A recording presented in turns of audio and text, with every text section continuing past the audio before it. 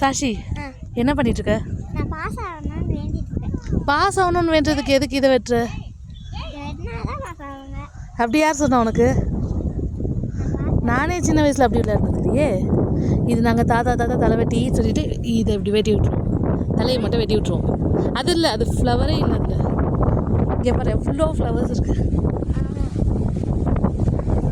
உனக்கு யார் இப்படி சொல்லி கொடுத்தா பாஸ் ஆவாங்கன்னு?